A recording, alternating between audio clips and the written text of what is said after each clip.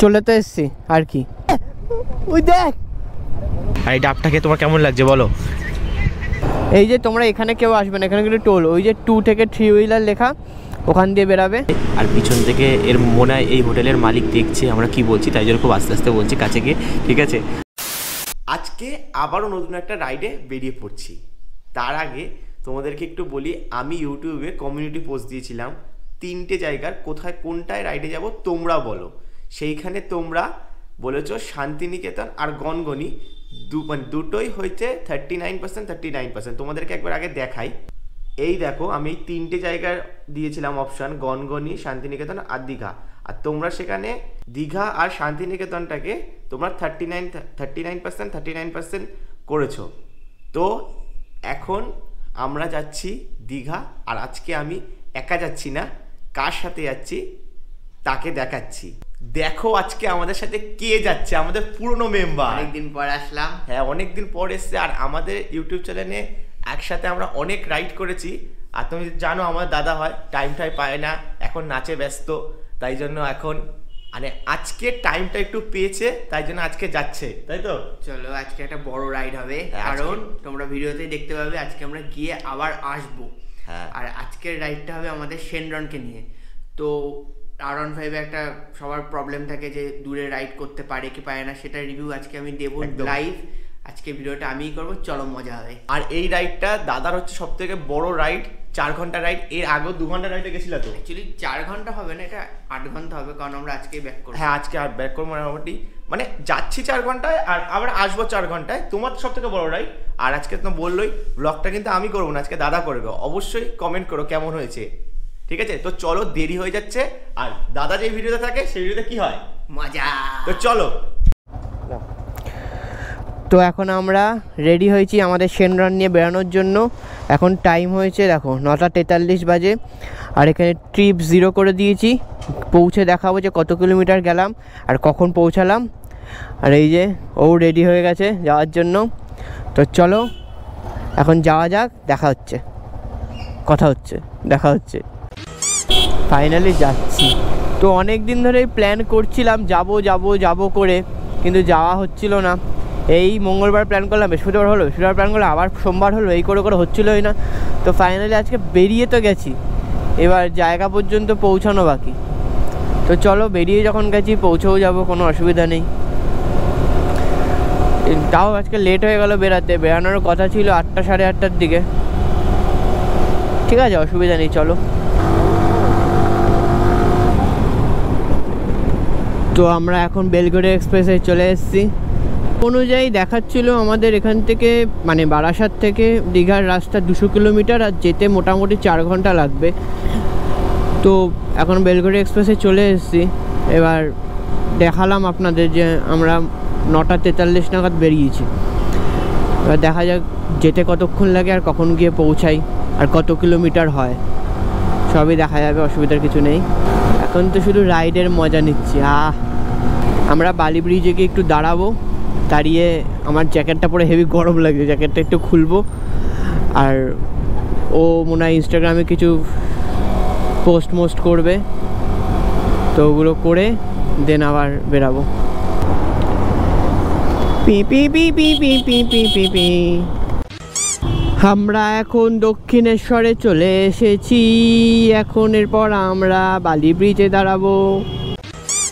বাবা যা রোদের গরমে জ্যাকেট পরে গাড়ি চালানো যাচ্ছে না। এখন বালি ব্রিজে যাচ্ছি আমরা, সাইড করে একটু দাঁড়িয়ে জ্যাকেটটা খুলি, আর ও যা পোস্ট করার করুক। তো এখন 10:15 হয়ে গেছে, সবে আমরা বালি ব্রিজ পর্যন্ত আসলাম। তো এখানে এসে আমরা একটু ভিডিও করে বেরিয়ে যাবো, অসুবিধা নেই। এই যে এখন আমরা মাঝখানে রয়েছি, এইদিকে দিল্লি বেরিয়ে যাবে, এইদিকে খড়গপুর, আমরা যাব খড়গপুরের দিকে, এইদিকেই দীঘা পড়ে।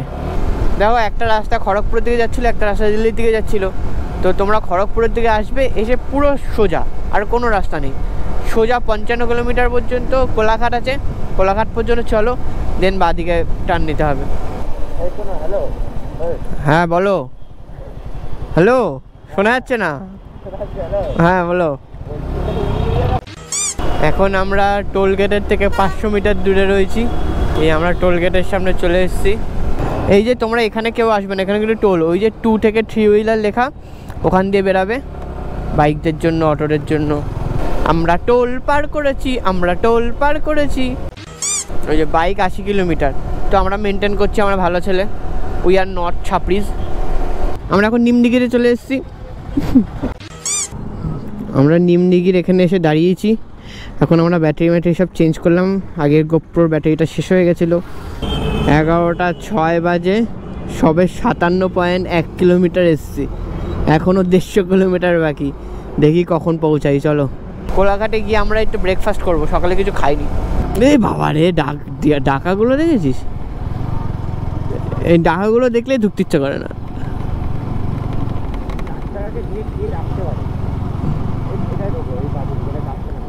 দেখি, দেখে পছন্দ হবে তো। আমরা এতগুলোর মধ্যে এটাই পছন্দ করলাম ঢোকার জন্য। 81.8 কিলোমিটার চালিয়ে সোনার বাংলা হোটেলে ঢুকলাম। একটু কিছু হালকা খেয়ে নিই, তারপর দেখা যাক।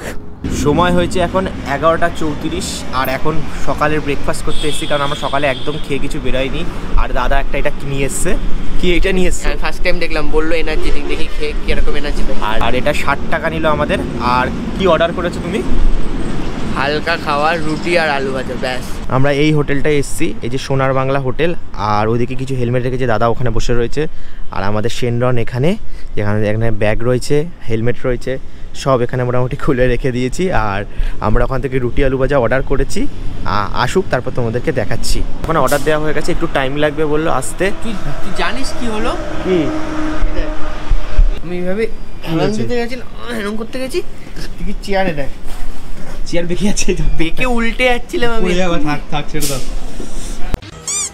আমাদের ব্রেকফাস্ট চলে এসছে। এখানে 2টো করে রুটি নিয়ে নিয়েছি, আর এখানে 1 প্লেট আলু ভাজা নিয়ে নিয়েছি।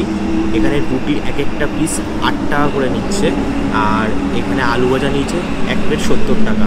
আমাদের এই সোনার বাংলা হোটেলে এসে তোমাদের দেখালাম, ঠিক আছে? এবার একটু খেয়ে নিই, অনেক খিদে পেয়ে গেছে, তাই তো? বেঁচে খিদে। আর দাদার কি হয়েছে দেখাচ্ছি, গালগুলো দেখো, গালের এখানে দাগগুলো দেখো, দাগ দিয়েছে হেলমেটে, ওই হেলমেটের কাপড় কি, এগুলো হচ্ছে বাচ্চা জিনিস, ঠিক আছে? কি এগুলো, কি ড্রাগন বলছি দেখছে। তো চলো খেয়ে নিই।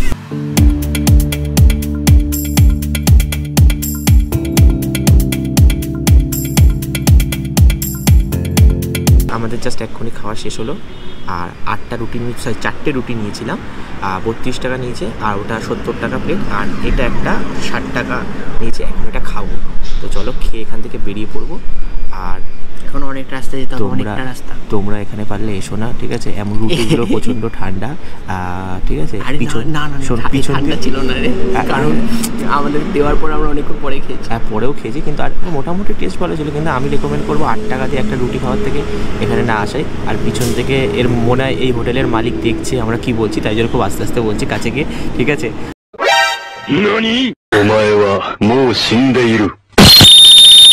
তোমরা এসো না, মানে সত্যি কথা বলছি, এসো না। মানে তাও এমনি আলু ভাজাটা ভালো ছিল, আলু ভাজাটা ভালো ছিল, আলু ভাজা অন্যরকম ছিল, আমরা এরকম খাই না। এবার এখানে 8 টাকা, তো এবার বাইরে ওগুলো কিরকম টাকা জানি না। সত্যি এটা ঠিক, এবার জানি না, যদি এখানে সব জায়গায় 8 টাকা হয় তাহলে ঠিক আছে, কিন্তু না হলে কিন্তু 8 টাকা হিসাবে রুটি কিন্তু ঠিক না, ঠিক আছে? চলো বেশি দেরি করি না, এটা খাই, খেয়ে বেরিয়ে যাই, চলো। তো এখন আমাদের খাওয়া দাওয়া হয়ে গেছে, এখন আমরা বেরাচ্ছি আবার। এখন বাজে 12টা 4। এখন আমরা কোলাঘাটে, দেখি কতক্ষণ লাগে, ম্যাপে দেখাচ্ছে এখনও 2.5 ঘন্টা লাগবে, এই কতক্ষণ লাগে যেতে। এটা হলো আমাদের সেকেন্ড টোল। এই টোল আসলে বাইক নিয়ে এসে মনে হয় যেন কিছু লাভ হলো, বাইক ফ্রি। এই টোল থেকেও বেরিয়ে গেলাম আমরা ফ্রিতে। 2 পৃথিবী কিসের চাহিদায় ঘর ছাড়া, 2 পৃথিবী কোন চাওয়া পাওয়ায় দিশেহারা। গাড়িতে তেল রয়েছে, বাট কাটাটা একটু কমে গেছে বলে কেমনটা লাগছে, একটু আবার ফুল ট্যাঙ্ক করে নিই। ইন্ডিয়ান অয়েল পেয়ে গেছি, আমি ইন্ডিয়ান অয়েলের তেলই ভরি। আগে দেখি এক্সপি আছে নাকি, এক্সপি ছাড়া তো ভরি না। তো কী করবো, कैसा है तो लंबी लंबी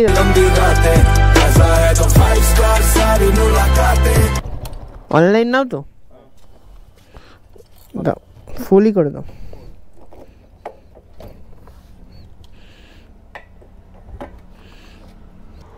আর একটা এবার ঠিক আছে তাই তো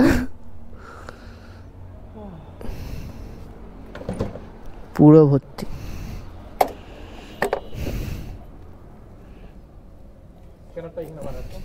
কোথায় 550 টাকা রিচার্জ করলাম রিচার্জ 550 টাকা তেল ভরলাম ফুল ট্যাঙ্ক হয়ে গেছে এবার চালাবো নিশ্চিন্তে আমরা এখন এখান থেকে হাওয়া ভরে দিল আমি জানতাম না কিভাবে ভরে তাই এ ভরে দিল ভালো হলো তারপর আমরা জলমল খেলাম এখন আবার যাচ্ছি কি সুন্দর জায়গা আমার এখন এত গরম লাগে মনে হচ্ছে এই জলে চুপ দি আবার কি জিনিস আবার একটা টোল গেট 500 মিটার পরে মানে 3 নম্বর টোল গেটে যাচ্ছি এবার এই নিয়ে 3 নম্বর হলো এই টোল গেটটা তো বন্ধ এটা এখন ওপেন হয়নি না ওপেন হয়ে ক্লোজ হয়ে গেছে কিছুই জানি না আমি বাট দেখে তো মনে হচ্ছে ওপেন ছিল বন্ধ হয়ে গেছে এখন জাস্ট এই ডাব খেতে দাঁড়িয়েছে এইখানে এই যে রাস্তা আর এইখানে যে ডাব আর এই ডাবটাকে তোমার কেমন লাগছে বলো মিষ্টি ছিল মিষ্টিও ছিল খুব ভালো দিয়েছে ডাবটা খুব মিষ্টিও ছিল সত্যিকারের আর পুরো এই জায়গাটা দোকানের আশপাশে এই যে পিছনে এই বাড়িটা রয়েছে দীঘা যাওয়ার পথে মিষ্টি ডাব খেয়ে যেতেই হবে বলছেন তোমার কাছে মিষ্টি ডাব পাবে তো আর আমাদের ডাবটা কত করে নিল এটা 40 টাকা করে নিচে কিন্তু খুবই কম দাম আর জল ভালো জলও মিষ্টি দিয়েছে সত্যিকারে তোমরা যারা আসবা তোমরা দেখিয়ে দিয়েছি এই দাদার কাছ থেকে খেতে পারো মিষ্টি ডাব তাই তো হ্যাঁ মিষ্টি ডাব এই দাদা অনলাইনেও রাখে তোমরা অনলাইনেও পারলো দিতে পারো এর মধ্যে লেবু ছিল ভালো মিষ্টি সত্যি কথা বলছি সত্যি খুব ভালো খেতে আসতে পারো দাদার কাছে তো এখন 1:35 বাজে তোমরা দেখতে পাচ্ছ আমরা ডাব খেলাম এখন আবার বেরাবো আর আমরা দেখি এক সেকেন্ড কত কিলোমিটার হয়েছে 145 মানে মোটামুটি অ্যাকচুয়ালি আর 55 কিলোমিটারই বাকি এখানে 54 কিলোমিটার বাকি দেখাচ্ছে 1 ঘন্টা 15 মিনিট লাগবে দেখি আমাদের আর কতক্ষণ লাগে চলো গিয়ে দেখাবো আপনাদের অসুবিধা নেই মোটামুটি আর 1 ঘন্টার মধ্যে পৌঁছে যাবো 1 2 3 4 5 6টা বাবারে আমরা এখন দীঘার অনেকটাই কাছাকাছি চলে এসেছি কি মজা আর মাত্র 15 কিলোমিটার বাকি আছে আমার না হিসি পেয়ে গেছে হিসি পেয়ে গেছে একবারে সমুদ্রে গিয়ে করবো মানে সমুদ্রে মানে দীঘায় গিয়ে করব এখন দাঁড়িয়ে জল খেলো এই যে আর আমরা ব্যাটারি বদলালাম এখন বাজে 2:23 তো এখন আর মাত্র 10 কিলোমিটার বাকি আমি তো বিশ্বাসই করতে পারছি না যে ফাইনালি আমি চলে আসলাম নাকি দীঘা কবে থেকে আসবো আর আমার ইচ্ছাই ছিল যে প্রথম রাইড যেটা করব সেটা আমি দীঘাতে যাব নাহলে ভাই যখন সুন্দরবন গেল আমি চাইলে ওখানেও যেতে পারতাম বাট না আমার বাইক নিয়ে ফার্স্ট রাইড বড় রাইড দীঘা হবে সেটা আমার প্ল্যান ছিল আর সেটাই করলাম তো ফাইনালি চলেই এসেছে আর মাত্র 10 কিলোমিটার বাকি যাওয়াটা তো প্রবলেমের না এখন মেন চ্যালেঞ্জিং যেটা সেটা হলো আমি আজকেই আবার ফিরবো আর এই গাড়ি নিয়ে একটা অনেস্ট রিভিউ দিয়ে দিচ্ছি এটা মানে আমি অনেকে বলে R15 নিয়ে ট্যুর করা যায় না বা রাইড করা যায় না হয়তো কারোর প্রবলেম হয় বাট আমি যদি আমার সত্যিকারের আমার অনেস্ট রিভিউ দিই তাহলে আমি এখনও এতটা চালিয়ে আসলাম আমার মোটামুটি 4 ঘন্টার ওপর গাড়ি চালাচ্ছি আমার কিন্তু কোনো প্রবলেম হয়নি না হাতে ব্যথা না ঘাড়ে ব্যথা না পিঠে ব্যথা না কোমরে ব্যথা কোনো জায়গায় কোনো রকম ব্যথা করছে না এখনও পর্যন্ত তো আমি গিয়ে নামবো নেমে খাবো দাবো দেন আবার আসবো বাড়ি দেন রাতেও বলবো রাতের হয়তো ভিডিওটা আর করা হবে না বাট তাও আপনাদের জানিয়ে তো দেবই মানে R15 নিয়ে রাইড করা যাবে কি যাবে না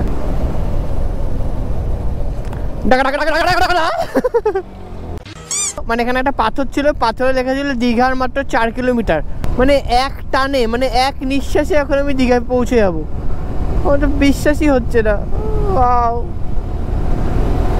গামছা নিয়ে আসলে ভালো হতো স্নান করতে পারতাম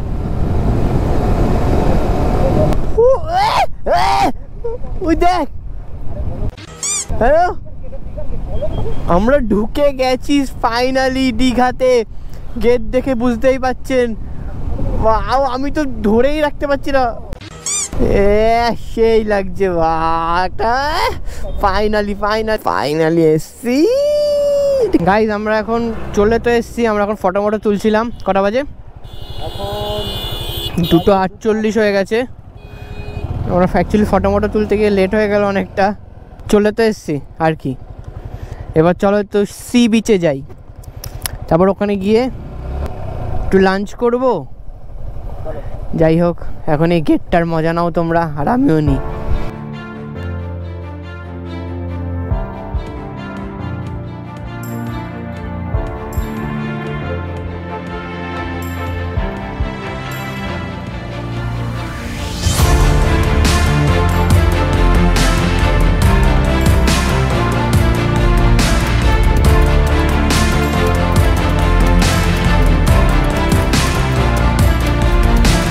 ফাইনালি সিরিয়াসলি আমার বিশ্বাস হচ্ছে না আমি দীঘা চলে আসলাম। হ্যালো গাইজ, আমরা চলে এসেছি পুরো সমুদ্রের। এখন সমুদ্র দেখতে পাচ্ছি, তোমরাও আশা করছি চলে এসেছো। মনে হচ্ছে গাড়ি নিয়ে সমুদ্রের মধ্যে চলে যাই। অ্যাট লাস্ট ফাইনালি সিরিয়াসলি চলে আসলাম সমুদ্রে, সি বিচ। এবার আমরা এখানে একটু দাঁড়ালাম, একটু ছবি মবি তুলবো, দেন আমরা ওই দিকটা যাবো। আমি জানি না ক্যামেরায় কেমন লাগছে, বাট এই সৌন্দর্য একমাত্র চোখেই অনুভব করতে পারবে। আবার তো বাড়িও যেতে হবে, দেন আমরা তাড়াতাড়ি করে লাঞ্চ মাঞ্চ করে এখান থেকে বেরিয়ে যাবো, কারণ বেশি রাত হয়ে গেলে বাড়ি ফিরতেও রাত হয়ে যাবে। তো আপাতত ওইদিকে বন্ধ রাখলাম। রিস্ক, ফোনটা রেখে নাকি চলে আসছে। একটা বড় লরি যাবে, ব্রিজ রোডে উঠবে, আর ফোনটা গঙ্গায়। ভিডিওর কি কি করিস? কি গেট? বিশ্ব বাংলা গেট কেন? এটা দীঘার গেট, লেখা বিশ্ব বাংলা উপরে। আরে নামো